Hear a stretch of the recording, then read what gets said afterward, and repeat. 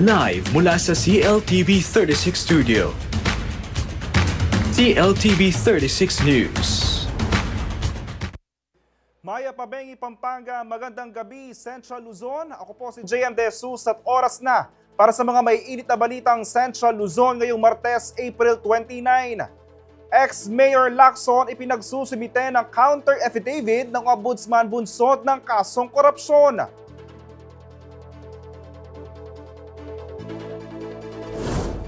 Pro 3, iginiit na legal ang pag-aresto sa mga aitas sa Mount Pinatubo.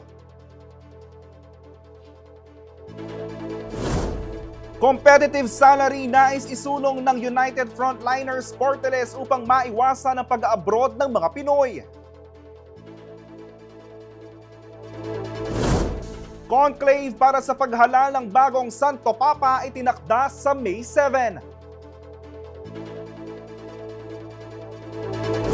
At 1 milyon na premyo iuwi ng pinakamabilis sa siklista sa MPTC Tour of Luzon.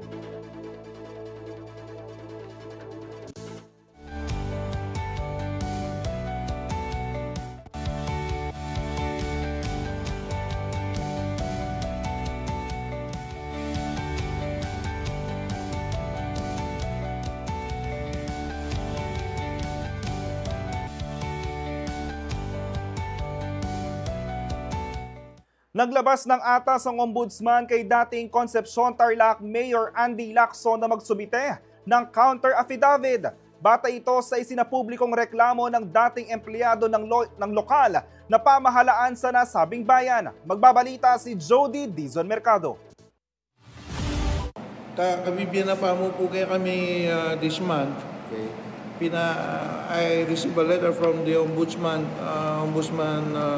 a few days ago informing me na na-approve na yung final kong kaso. October 10 pa po yun, nung final ko. 6 months ang inabot bago napirmahan. Inihayag ni Benjamin Soriano na umuusad na ang kanyang isinampang kaso laban kay dating Concepcion Tarlac Mayor Andy Lacson sa Office of the Ombudsman. Ipinagsusumitean niya ng Ombudsman si Lacson ng counter affidavit hinggil sa paglabag sa Republic Act 3019, Section 3 o Corrupt Practices of Public Officers. Si Soriano ay isang guro at dating manggagawa ng lokal na pamahalaan ng nasabing bayan. I just hate corruptions.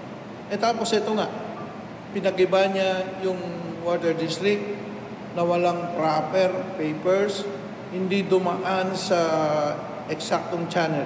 Walang demolition permit. Kasi nalaman ko yan, nag-hearing sila sa Sangguniang Bayan Office. May nakuha rin anyang papel si Soriano na nagsasabing walang permit ang umano'y demolisyon sa gusali ng Water District. Yes, because I saw, I'm not sure pero kasi pumunta ako sa kanila, hindi ko alam na bahay pala niya. Nakita ko yung mga bakod doon sa bagong structure na bagong tayong bahay, yung bakod doon, galing lahat ng pinag-ibaan ng Water District. Kasi siyang-siya yung kulay eh. Siyang-siya yung kulay ng mga yero. Kulay blue. Bakit? Bakit niya ginagawa itong ganito? Pepalasak na yan. Kalamba ko naman na yung magpatala ka dyang yalili na alayang inalili. Alayang pegawa. Nilinaw niya ring hindi pa mumulitika ang kanyang reklamo laban kay Lacson. Sometime in October last year, nung nag-file ako ng kaso. Because I was thinking na hindi na siya tatakbo. Kasi pinayagan niya ako ng kaso eh. So irrelevant dito sa yes, election? Irrelevant. Very irrelevant. Kaya nagtataka ako, bakit nila kinoconnect ngayon? I categorically deny na it has something to do with politics. Ang inaano ko rito is the corruption he did. Yun ang nirereklamo ko na hindi alam ng mga tao. At yun ang inaapil ako sa mga tao.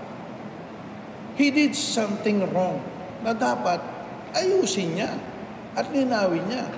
Sa ngayon, may inihahanda rin umanong bagong reklamo si Soriano laban sa dating alkalde. Prepare kayo pa po in slaughterhouse. Ito po, ito niya po ito. I cannot divulge yet the nature of it. because it's still in the process pasamasan kay pa po kayong kanakang abogado, pero sa kinuwento ko na kayong abogado nung yung nature na complain ko kaya. Samantala, ibinunyag naman ng complainant na nauna na raw siyang kinasuhan ni Lacson ng kasong cyber libel. Siyam na po rin ang mimitagan. Kitang 42. Kitang 42. Out of 42 counts, siyam na po. Yes. Optimistic ako na madidismiss ang mga yun. Kasi nga, sabi ko nga, hindi ko naman siya minention na pangalan eh. Bakit na ako cyber libel? It was just an harassment. Man mag-attend kayong hearing. 4 ng hearing. Again, he just felt alluded to. Sapu yan, sapu. Mahilig sa sapu. Mayor Lacson, if you are listening, and I know you are listening, this is for you. Dahil mo yung gawa mo ka na. Kasalasala siya kung tao, kasi kang kung tao, penganyan mo ko. Nanong ikuha mo kanyan? What is there for you to gain kayong gawa mo ka na? Ka man magatin kayong hearing. Patang kaya, yung gawa mo pa, pinost mo kan kayong Facebook, ongoing niya yung kaso, pinost mo kayong Facebook dito hanggang papeles about your complaint on me. That's illegal. That's an invasion of Data Privacy Act. Nangangamba raw ngayon si Soriano at ang kanyang pamilya bunsod ng umano'y pananakot. Safety measures. Nagpalagay ako ng CCTV sa bahay. Magpapa-install na rin ako ng mga ilaw. In fact, parang piyesta na sa bahay now. Pinaikutan ko ng solar light. Kasi nga, sa loob ng ilang gabi, si Mrs. ang palagi nakakapansin. May tumitigil na sasakyan sa harap namin, tapos nagbababa, titingin-tingin. There was even a time na araw naman yon, yung inatunay yung misis, sinabihan ni misis, ano yung tinitingin-tingin nyo? Tapos umalis silang dalawa. Kung mayroong mangyayaring masama sa kanya, may hinala rin ito kung sino di umano ang gagawa nito. Hindi na, isa lang naman eh. Wala naman akong kaaway na mortal eh. Na nang-away sa akin ng ganyan, kundi si Andy Lacson lang. Kung may mangyari sa akin, Andy Lacson, ikaw ang mananagot. Ikaw ang mananagot, Andy Lacson. Ika'y magkasalanan kay Sabla. Titimig kong maragol yan. Pachete, pumilyari ka na ako, pantunan niya Andy Lacson, yung parsalanan niyo. At niya pong kabalwan. Pasalamat Andy Lacson, nung alam malyari ka na ako. Sana ala. Pero nung ating malyari ka na ako, God forbid. Ating ngapong Ginoy ang matuto. Ating karmo. Sa ngalan ng patas sa pamamahayag, sinadya ng CLTV 36 News si dating Mayor Andy Lacson para mahingi ang kanyang panig ukol sa mga paratang ni Soriano. Pagtitiyak ng dating alkalde na sumusubok ulit makabalik sa munisipyo ngayong eleksyon, sasagot siya sa akusasyon sa wastong forum. Meron pa actually na na-receive na namin. And we are in the process of making a reply dun sa kaso. If we will discuss further the case, syempre po nandoon na yan. Baka magamit pa laban sa akin yung sasabihin ko kasi hintayin na siguro natin yan kasi sinagot naman namin. Regarding ito dun sa paggiba dun sa Water District, former Water District building dun sa may palengke. Pero sinagot na ho namin yan. And legally, we answered it sa ombudsman. Kasi mahirap po dito. Tape ito, recorded. And then, nandun na yung kaso eh. Parang yung sagot din nila yan. Kasi nandun na. Kung siguro wala pang kasong naisampa, wala pa kaming naisagot, pwede nating pag-usapan yan. So, parang tawag ng sub-judice, tama ba? Sub-judice rule. Hindi po pwede yan. Hindi pwedeng, we have to respect that. Pero, I am very optimistic outright dismissal po yun. Wala silang grounds, actually. Dagdag pa niya, karapatan umano ng sinuman ang maghain ng reklamo laban sa kahit sinong opisyal o naging opisyal ng gobyerno. Karapatan niyo ho yan. Opinion niya yan. Diba? Pero kung galit siya sa corruption, edi magalit siya sa mga boss niya. Ganun lang ho kasimple yun. Pinabulaanan rin ni Lacson ang mga paratang sa mga umano'y nawalang materyales na pinaggibaan ng dating gusali ng Water District. Yun yung nakakatawa doon, sir. That building has existed siguro mga 20 or 20 plus years or 30 years, if I'm not mistaken. Aanin ko naman po yun, yero. Although, admittedly, yung bakod po ng bahay ko, yero talaga. Pero hindi yero ng Water District. Yero ang pinaglumaan po namin yun. Kung makikita niyo yung bahay namin, talagang nakabakod siya. Yung lumang yero. Pero hindi po yero ng Water District yun. Imposible. Imposible po yan. That's pure, malisyosong akusasyon na naman yan. Nakakatawa. Natatawa na lang ako. Buwelta naman ng dating alkalde sa akusasyon na may kinalaman nito sa pag-aligid ng kahina-hinarang tao sa bahay ni Soriano. Malinaw po na multo sa sarili niya yan. Siguro natatakot na lang siya sa mga pinaggagawa niya. I don't know kung saan nanggagaling yan. You would ask the community, lahat ng tao sa Concepcion, tanungin niyo po yung pagkatao ko. Tanungin niyo yung behavior ko. Tanungin niyo kung gaano ako makipag-relate sa tao. Wala po tayong history ganun. Never. Kahit tanungin niyo siguro mula grade 1 ako sa school kung nakipag-away na ako. I'm not even a violent person. Not even one na pwede silang magbanggit na may nakaaway ako, nakaalitan ako. Politically, syempre ngayon, politika. Nagdidebate kayo, you exchange views, and sometimes you debate. But it remains like that. Pero yung violence, pananakit, kawawa naman siya. Huwag naman pong ganun. Hindi naman po tama yan. Paliwanag ni Lacson, matagal raw silang nagkasama sa lokal na pamahalaan hanggang lumipat si Soriano sa DepEd.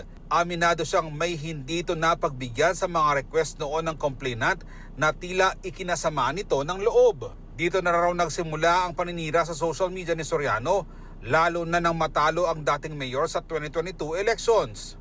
Ito problema. 2022, hindi na po ako nanunungkulan, di ba? Wala na akong ginagawa, di ba? In fact, may ginawa pa nga yan nung nag-concede po ako. May 12 ba yung election? Ay, nakalimutan ko na election. May 10 ba? It's a May 10 election. Habang nagsasalita ako sa entablado, naka-live ako. Di siya tumitigil sa social media kasi naka-live ako. Sabi niya, crying baby, it's crying time again. Ala ka na. Imagine, sir, kandidato ka, nagko-concede.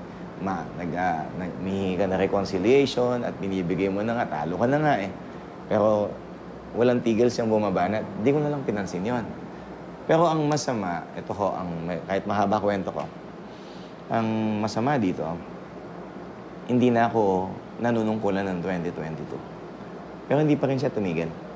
Ito raw ang naging dahilan kung bakit ito nagsampa ng cyber libel cases kay Coach Benny. Pero yung hindi ko na makayanan, nung sobra na. Kasi I am living a private life at that time. Hindi na ako empleyado ng munisipyo. Although sinasama-sama ako ni Senator Amy Marcos sa mga lakad niya, nang kinuhanan niya yung aking serbisyo. Hindi po official, Hindi ako paid by the government. There was one time na dumating si Senator Amy dito sa Concepcion. Nag-post siya. Sabi niya, ang tawag niya sa akin, yung PSST. Habang nandun, oy, aso, serve mo na kayong pamangan That's very insulting, sir. Mayor po ako for the longest time at ano ko siya, kaibigan ko siya. Boss niya ako dati. Tapos sabi niya, dyan mo na akong danong Dinan mo na akong sandwich Hindi ko pinansin yun. Pero yung medyo nasasaktan na ako tsaka yung mga pamilya ko. Kasi yung mga anak ko, lumalaki na ako nakikita na sa social media. Papa, hindi na tama. Ba't di ka sumagot? So, doon kami nag-decide na it has to end. Kasi walang tigil It's a series. Sa long stand. Siguro, ina-expect nila, babalik ako. Utos ng boss niya. Natirahin ako. Yun ang mali nila. They made me relevant. Wala ako sa position, pero pinag-uusapan ako. Para nila akong tinutulungan. Nagkakaroon ng simpatsya yung tao. Tapos, yun ang nangyari. Doon ako nag-decide na magsampa na ng kaso. Kasi enough is enough. Samantala, nilinaw naman ni Lacson ang mga inihain nitong cyber libel cases. Doon sa 47 counts o 42 counts. 44 counts. Regardless. Tapos, 9 na lang daw yung natira. Alam niyo kung bakit? Kasi nag-prescribe Sayang nga 1 year lang pala yung sa cyber libel. Kasi hindi ako agad nag-file. Sayang nga eh. Sana may higit 40 yon. So lahat ng mga na-cut off sa date na 1 taon nung nag-file ako, nawala yon. Ganun po nangyari doon. Pero hindi ibig sabihin, walang merit na dismiss sila. Kasi by rule of prescription, tatanggal yung kaso. Eh di bali, may siyang alam ko 13 yan eh. Hindi ko na lang matandaan. May natitira pa kahit pa paano. At yun, very, very strong po yung evidence doon. Na particularly dinidirect niya sa akin yung atake niya, yung paninira niya, na hindi naman ako public official. Eh, foul po yun. Foul po yun. Mensahe ni Lacson kay Soriano. Actually, naawa po ako sa kanya. With his condition, hindi na dapat ganyan. Coach, yung biya mo rugo, at siya nagatang puntong manandaman at masakit na ka, at makanyang tayong gagawan mo. And that would not help you. And that will not help your health. Sorry nung may kapag-file kong kaso kaya kasi kailangan kayong pandunan ng katuliran ko. And again, ginamit ko na naman ang salitang sorry. Pero I have to do that. Kasi manong naman nangyayari-depensa yung sarili ko. That's not right. Anya, may beli kananda ka, ali in a violent manner, ali in something that would hurt you or hurt your family, migbalik ko na mag-retaliate ko legally. Kasi karapatan ko na yaman po ita na pantunan kayong katuliran ko katang legal na proseso. Yapining pa magkaso ito. Yapining kakamuha na kanya niyan na may sakit ko na may makanya po talaga kabil yan. Ala ko pong kamalit-malitan rugo katang panandaman ng ini, nung nano. Sayang, coach, sayang. Magidad na ako, magidad na ako mo rin. Diba? At kayang kabilyan mo ngayon, nakarugo pa gamit. Huwag ka naman paggamit. Makalunos na hamo, makalunos na din pamilya mo, di ang apo mo. Kasi itong lakwandang memorya kaya ka. Kaya rin na ning kaso ngayon eh. Ariyantiyan mo pareho kasi kinasuhan mo ko, kinasuhan na ka. We can talk again. Kaya ako po, mababa ako loob. Pwede kong magbaba. Basta magpakumbabaya naman yung tao. Ako si Jody Dizon Mercado para sa CLTV 36 News. Manatili nakatutok para sa iba pang balita ngayong araw.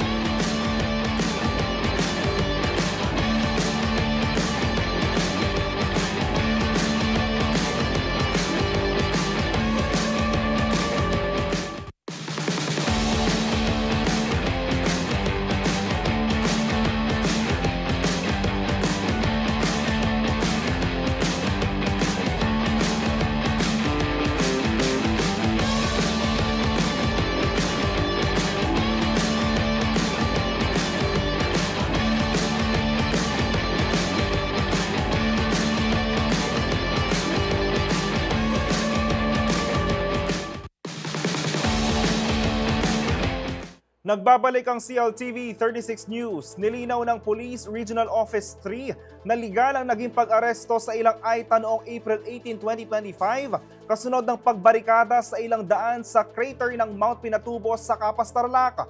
Ang kilos protesta ay kaugnay ng kanilang panawagan para sa patas na bayad sa paggamit ng kanilang lupain para sa turismo.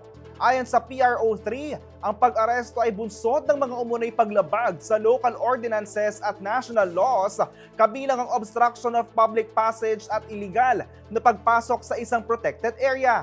Tiniyak ng mga otoridad na isinagawa ang operasyon alinsunod sa due process at may paggalang sa karapatan ng mga katutubo. Sa isang pahayag, sinabi ni PRO3 Regional Director Police Brigadier General Jean Fajardo na kinikilala nila ang mga isyong ipinapaabot ng National Commission on Indigenous Peoples o NCIP at tiniyak ang kanilang pangako na igalang ang mga karapatan ng indigenous community habang pinapanatili ang kaayusan at kaligtasan ng publiko.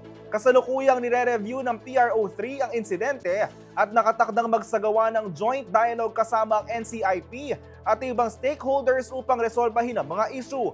Kaugnay nito, inanunsyo rin ng PRO3 ang pagpapatupad ng community immersion programs at refresher training para sa kanilang mga tauhan upang palakasin ang cultural sensitivity sa pakikitungo sa mga katutubo.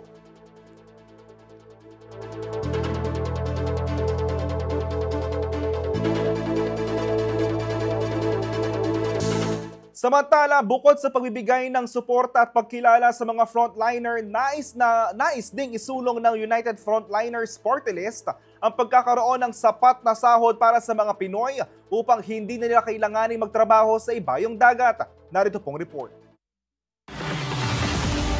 Mula sa military, susubukang ipagpatuloy ni General Rodel Genros Sermonia ang kanyang dedikasyon sa serbisyo publiko sa pamamagitan ng politika. Sa kanyang adhikain, bitbit niya raw ang pagsusulong sa pagkilala, kapakanan at benepisyo ng mga frontliner, gaya ng mga nurse, doktor, pulis at sundalo. Kasama rin ang mga nasa laylayan ng lipunan, mga tsuper, magsasaka, mangingisda, construction workers, factory workers at iba pa. Ang ating mga frontliners na nagbibigay serbisyo at sakripisyo na may dedikasyon sa puso, araw-araw ay dapat din natin silang bigyan ng tamang rekognisyon, proteksyon at yung pantay-pantay na karapatan ng mga serbisyo, mga benepisyo mula sa ating gobyerno.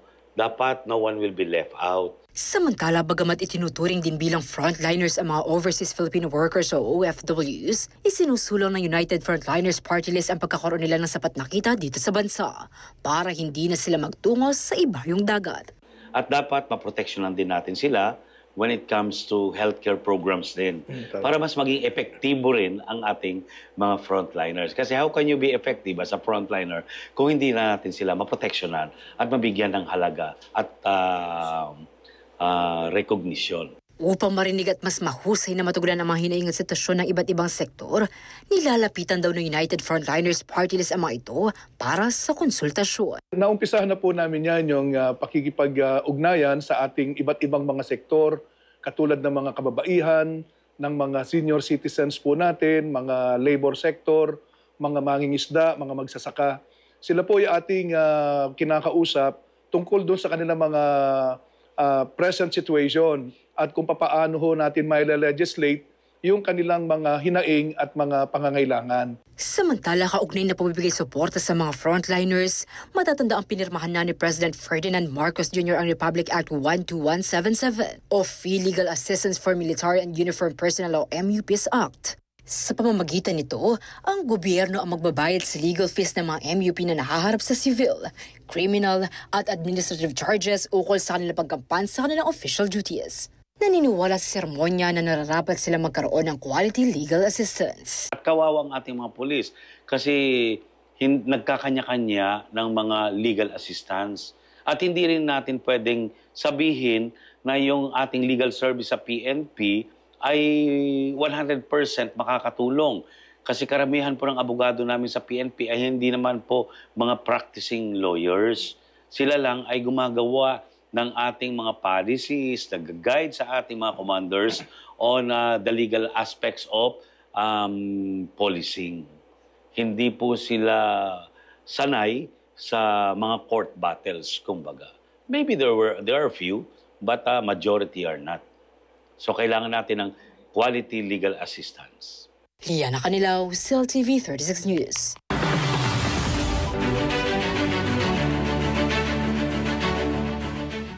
Patuloy ang pag-iikot ni senatorial candidate Camille Villar sa iba't ibang mga lalawigan sa bansa para makipagdialogo sa iba't ibang sektor. Ano nga ba mga kanyang layunin para sa mga Pilipino? Alamin natin sa report na ito. Naglibot sa Zambales si millennial senatorial candidate Camille Villar nitong Lunes, April 21. Dumaan siya sa Castillejos, Iba, Olongapo at iba pang bayan. Mainit siyang tinanggap ni Zambales Governor Hermogenes Ebdani Jr., Congressman J. Conghun, Mayor Jeff Conghun, Vice Mayor Christian Esposo at iba pang lokal na opisyal. Ipinahayag dito ni Villar ang kahalagahan ng pagtutulungan ng pambansa at lokal na pamahalaan para tugunan ang iba't ibang pangangailangan ng mga probinsya. Sa kanyang pag-endorso kay Villar, binigyan din ni Governor Ebdane ang naging tulong ng pamilya Villar sa mga proyekto ng infrastruktura at agrikultura sa Zambales. Dagdag pa niya, hindi dapat kalimutan ang mga taong tumulong sa kanila.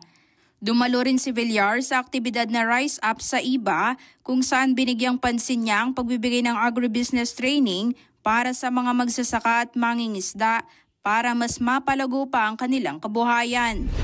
Samantala, nagpasalamat si Camille Villar sa Most Worshipful Grand Lodge of Free and Accepted Masons of the Philippines matapos siyang gawing panauhing pandangal sa kanilang taunang pagtitipon sa Pasay City. Pinuri niya ang mga prinsipyo ng Masonry tulad ng fortitude, prudence, temperance at justice, mga value na ani ay mahalaga sa pagtataguyod ng matibay at makatarungang lipunan.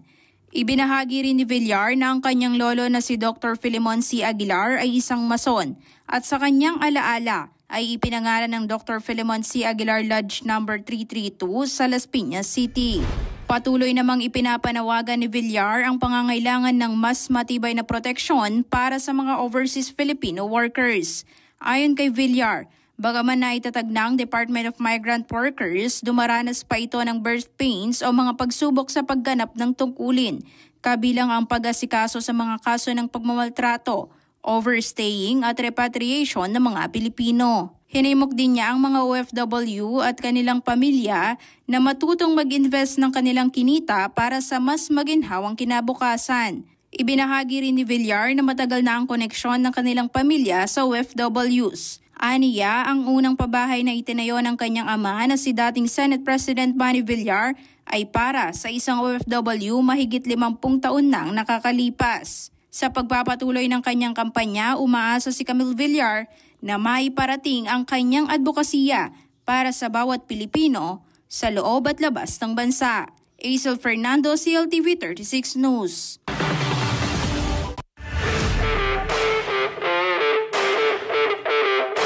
Samantala, tinanghal na PBA Rookie of the Week si Kapampangan basketball star Justin Baltazar ng Converge Fiber Xers. Nagtala si Baltazar ng 21 points at 12 rebounds sa panalo ng Fibersers kontra TNT Tropang Giga sa elimination round ng PBA Philippine Cup. Kasalukuyang may 13.60 points, 12.20 rebounds at 2.80 assists per game si Baltazar na patuloy na nagpapakitang gilas sa kanyang rookie season sa PBA.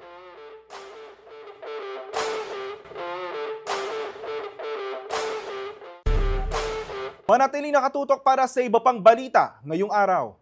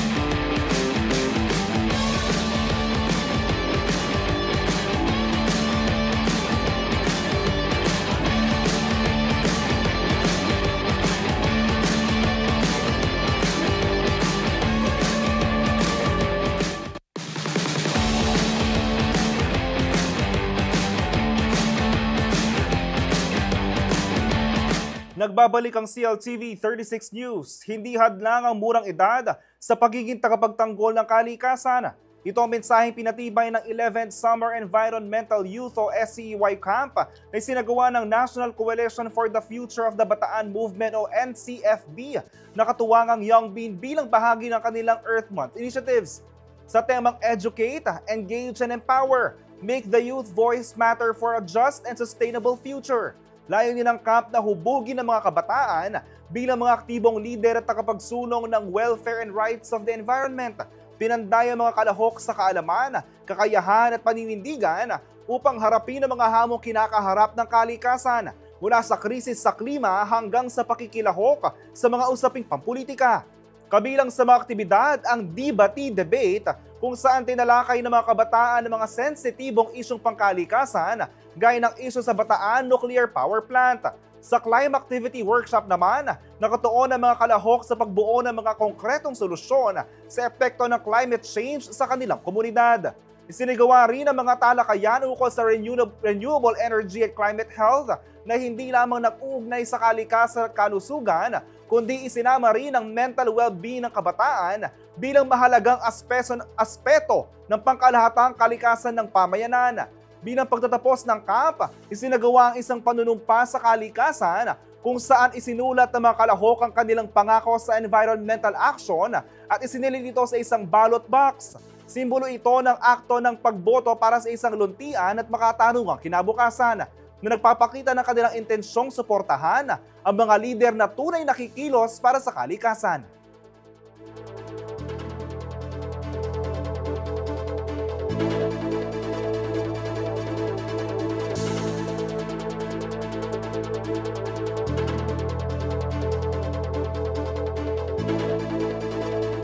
Bilang bahagi ng selebrasyon ng Filipino Food Month at 3rd Manyaman Festival, idinaos ng Ortilano at Ingasican ang Farmers Congress ng Pampanga Provincial Government ngayong Martes, April 29 sa Benigno S. Aquino Hall, Capitol Compound. Diniluhan ng 70 magsasakang Kapampangan ang nasabing pagpupulong na may layuning payabungin ang kaalaman ng farmers ukol sa pagpapaunlad ng kanilang mga ani at ang mga tulong na maaaring matanggap mula sa gobyerno. Inorganisa ito ng Arts, Culture, Tourism Office Pampanga o ACTOP kasama ang Department of Agriculture at Office of Provincial Agriculturist o AT. Pinangunahan ni Engineer June Joven ang diskurso ukol sa farm mechanization habang seed program at fertilizer discount voucher naman ang tinalakay ni Dr. Noel Rabillaco.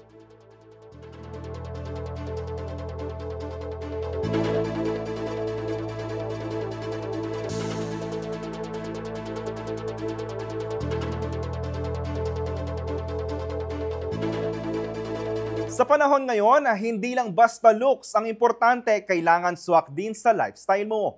Introducing the Cherry Tigo 2 Pro of Laos Group, the perfect mix of style, performance at practicality.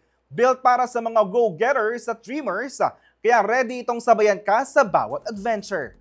Tara, discover how the Tigo 2 Pro can upgrade your every drive.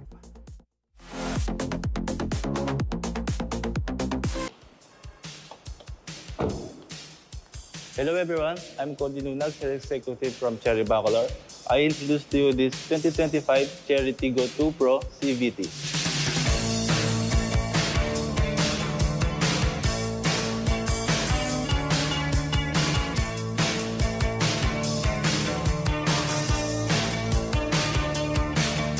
Ang engine size naman ito is 1.5, 4-cylinder.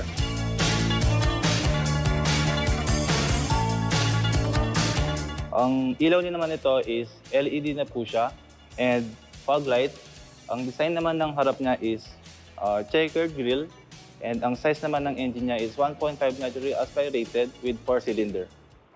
Ang size po ng rim niya is 16 alloy and disc brake na po siya. Ang suspension niya sa harap is torsion beam, sa likod naman is MacPherson. And ang ground clearance niya naman is 196mm and ang type po ng body nito is crossover. Perfect po siya sa mga nagsisimula mag-drive and mga student. Sa likod niya naman is meron siyang brake light dito and ito naman yung brake light niya rin niya. And full na po siya and meron siyang name ng Cherry. And meron siyang reverse camera and meron siyang 3 sensor dito. Dito naman sa truck niya is very spacious siya. Meron kang mga pwede ka lagyan ng mga light materials, and meron kang spare tires dito sa loob, and meron kang EWD. And pwede mo po siyang, kung gusto mo ng malawak na compartment, pwede mo po siyang i-fold papunta dito. Alam niyo ba, ang Chery Tiggo 2 Pro ay keyless na.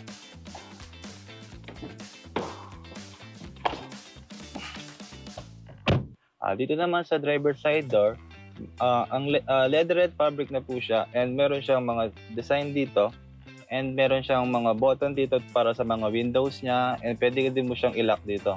And dito naman sa steering wheel niya is meron siyang cruise control, and meron siyang mga button dito para kung may tumawag sa'yo, pwede mo siyang isagutin, and meron siyang mga volume. And dito naman sa cluster niya is 3.5 size yung inches niya, and analog pa siya.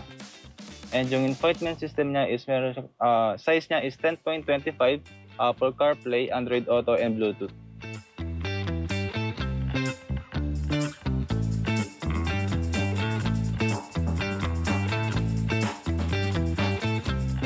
Dito naman is meron siyang extra compartment, and dito is pwede ka maglagay ng mga inumin mo.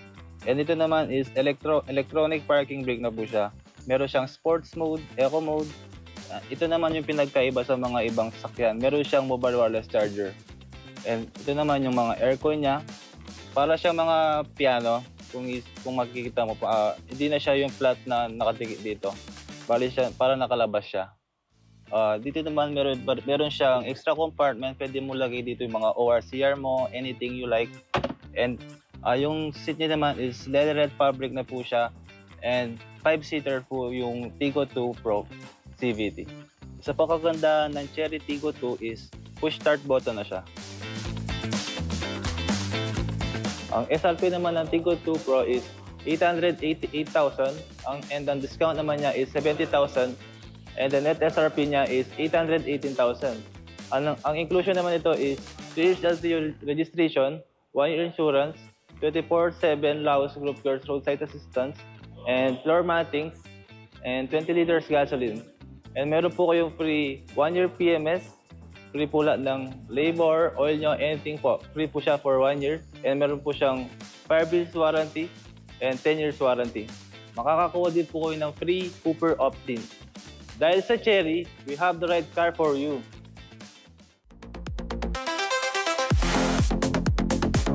Manatili nakatutok para sa iba pang balita ngayong araw.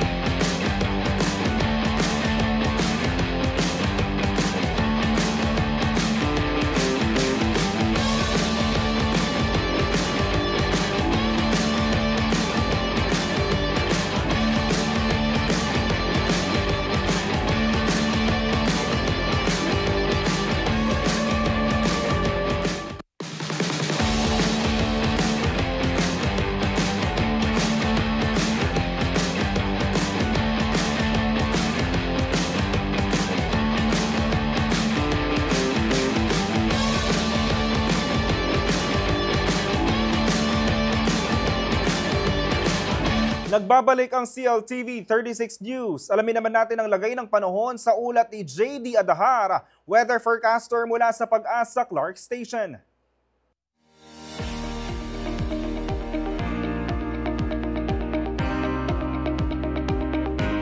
Tara, ito pang latest weather updates sa araw na ito, Tuesday, 29th of April 2025. So ngayon po, IGC set pa rin po nakakapekto sa Mindanao, Central Visayas, Negros Island Region, Western Visayas, Leyte, Southern Leyte at Palawan. Maulap na papawiri na may makalaglat na pag-ulan at mga thunderstorms po ang mararanasan. Samantala, sa Metro Manila at sa nalalabing bahagi ng bansa kasama ng Pampanga, bagya maulap hanggang sa maulap na papawiri na may ma-isolated rain showers or thunderstorms, dulot pa rin po yan ng easterlies. Maging mainit pa rin po ang buong maghapon na may mga mataas po na tsansa ng mga rain showers at thunderstorms lalo na po pagdating ng hapon at sa gabi. At yan po muna ang latest dito sa Clark Station. JDLR po at magandang gabi. Aabot sa 1 million pesos ang premyo ng first place sa individual general classification sa MPTC Tour of Luzon. Target din ng mga organizer na palawakin ang saklaw ng cycling event sa buong Pilipinas. Ang detalye sa report ni Jody Dizon Mercado. Magandang balita ang inanunsyo ng mga organizers ng Metro Pacific Tourways Corporation o MPTC Tour of Luzon sa ginanap na Media and VIP Night sa Hilton Clarkson Valley Resort itong Lunes, April 29. Ang ating third place ay magiging 350,000 pesos. Ang second ay from 400 magiging 500,000 pesos. And finally, the first place, original fund 500,000. The first place now gets 1 million pesos courtesy of Chairman Manuel V. Pangilinan. Hinamon din ni MPTC Tour of Luzon Executive Director Ari Perez at Patrick Gregorio, Chief Organizer, ang mga team managers at kalahok ng paligsahan kasabay ng anunsyo ng mas malalaking premyo. So all teams here, please, banat na, galingan ninyo. So team managers, I know you're all here. You have your own strategies. You were strategizing for your teams and individual stages. I'm sure because of this announcement, in English ko because there are foreign teams, you will change your strategies. I don't know, you're the experts. But I know that you will change your strategies because of these better prices. Ayon kay Perez, may magandang hangarin ng MPTC Tour of Luzon para sa mga Pilipinong siklista. Nandyan na yung MVP Sports Foundation. In fact, ang pangarap niya rito is magkaroon tayo ng representation sa Tour de France, no? Whether a team or an individual cyclist will be there to represent the Philippines sa Tour de France. Kasi yun ang pinnacle, Yan ang pinaka-ultimate sa cycling. Samantala, nasa kalagitnaan na raw ang pamosong cycling event ang bansa at tasahan ang mas matinding pagdadaanan ng mga kasali rito sa mga susunod na yugto. Kahit na lamang yung team ngayon, no? Yung team or your individual, yung nasa yellow jersey ngayon, kahit lamang pa yan ng 30 minutes, pagdating sa last stage, stage 8, pwedeng ma-wipe out yon kasi kaya nga Queen stage. Yung magkakaroon tayo ng Eagle of the Mountain. Akyatan yun, puro akyatan yun. So pwedeng yung 30 minutes na lamang, ngayon, nasa 4 minutes lang nung Koreano. So, ngayon, unti-unti nang nababawasan yung lead ng Korean. Kasi may mga akyatan na, kasi itong Clark Edition, papuntang San Jose Tarlac, maraming ahon. Nakita nyo natin, nabawasan by 2 minutes yung lamang nung Koreano. So, kahit sino malumamang hanggang stage 7, makikita mo sa stage 8, baka iba. Parang kagaya ni Renato Dolosa at saka ni Carlo Gieb nung panahon nila. Ibinida rin ng mga organizer na nakatutulong umanong MPTC Tour of Luzon sa pagpapasigla ng turismo ng bansa. It's not just cycling itself because we want to advocate sports tourism. Nakita ninyo, mula stage 1 hanggang stage 5 natin, nag-umpisa tayo sa Paway, sa Ilocos Norte. At sinokis namin yung napakagandang yung church dyan, yung Paway Church. Tapos nagpunta kami sa stage 2. Doon papunta kami sa Vigan. At pinakita natin yung Hispanic, yung culture heritage there. Yung Calle Crisologo, among others there. Nagpunta ho kami sa Stage 3 sa San Juan. Ito yung surf capital, no? Surfing capital of the North. Sinocase natin yung lugar na yon. And then, nasa Stage 4 and Stage 5 tayo. We are in the newest and most modern city, no? It's the benchmark of new cities, ang Clark. At nakita ninyo ang Clark, ang New Clark City. Ngayon, papunta na ho tayo sa Stage 6, 7, and 8. Ano maaabangan natin? Nandyan po ang Lingayen, one of the most beautiful coastal areas in the Philippines. Tapos, babalik tayo, papunta na tayo sa Quezon, all the way to Janhe. So, this is about sports tourism at its best. Kung makikita ninyo, we're always showcasing the best of what that region, of that place can offer. Ayon sa pamunuan, pinaghahandaan na nila ang mas malaking edisyon ng Tour of Luzon sa mga darating na panahon. Asahan nyo na to, every year gagawin na natin to. And it's gonna be bigger and much better every year. Kung 8 stages lang this year, sa next year, asahan ninyo, it will become 10 to 12 stages. And then it could grow more kasi we want to cover the entire Luzon. Pagkatapos ng entire Luzon, papalaki ng papalaki yan. Sasama natin ang Visayas, isasama natin ang Mindanao. Pero ang ultimate natin dito is not just for the Philippines. Sasama natin dyan ang Tour of Asia. Ako si Jody Dizon Mercado para sa CLTV 36 News. Pasabog na naman ang mga kandidata ng Miss Universe Philippines 2025 sa kanilang preliminary competition na ginanap sa Newport Performing Arts Theater nitong April 28. Silipin ang detalye mula kay Danica Gino.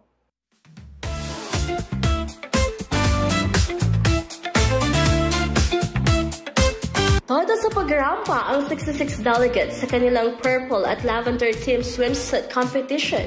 Suot pa ang iconic Morin Hills ng Jojo Barrais Pageant Hills Collection. Same peg na suot sa Miss Universe ni R. Bonnie Gabriel nang siya ay manalo. Fierce kung fierce. Hindi rin nagpahuli sa evening gown round ang ating mga queens. Kanya-kanyang aura at flex ng elegance sa kani-kanilang chosen designer gowns na talaga namang pinaghandaan. Co-host ng gabi sina reigning Miss Universe Philippines at Miss Universe Asia Chelsea Manalo at Erica Christensen Lee. Kabilang din sa judging panel ang actress na si Bianca O'Malley at beauty queen turned director Shamsi Supsup Lee. Bago pa ang rampahan, sumabak muna sa intense na individual interview ang mga kandidata kung saan sinuri ang kanilang wit, personality at Q&A skills. Ang mga makakakuha ng pinakamataas na score sa interview, swimsuit at evening gowns, plus ang mga mananalo sa online voting ang aabangan nating papasok sa semifinals. Pero hindi pa tapos ang laban dahil sa April 30, sasabak sila sa National Costume Competition at Charity Gala Night sa Okada, Manila, kasama pa sina reigning Miss Universe Victoria Tilvig at mga Continental Queens. Ihanda na inyong mga puso dahil sa May 2 na ang Grand Coronation Night sa Mall of Asia Arena. Sino kaya ang bagong pambato ng Pilipinas sa Miss Universe 2025 sa Thailand? Abangan! Danica Gino, CLTV 36 News. At yan ang mga balitang nakalap ng CLTV 36 News. Para sa karagdagang detalye, maaari nyo i-follow ang aming social media pages. Sa Facebook at CLTV 36 Official at CLTV 36 News. Para sa Twitter o X at CLTV 36. Sa Instagram naman at CLTV 36 Official. Kung nais yung balikan ng mga programa ng CLTV, pwede niyong bisitahin ang aming YouTube channel at CLTV 36 Official at ang aming website www.cltv36.tv. Mapapanood din ang mga programa ng CLTV nationwide via Signal Channel 115 at sa ating 38 cable partners. Kasama ang buong pwersa ng CLTV News and Current Affairs, ako po si JM De Jesus. Maraming salamat po.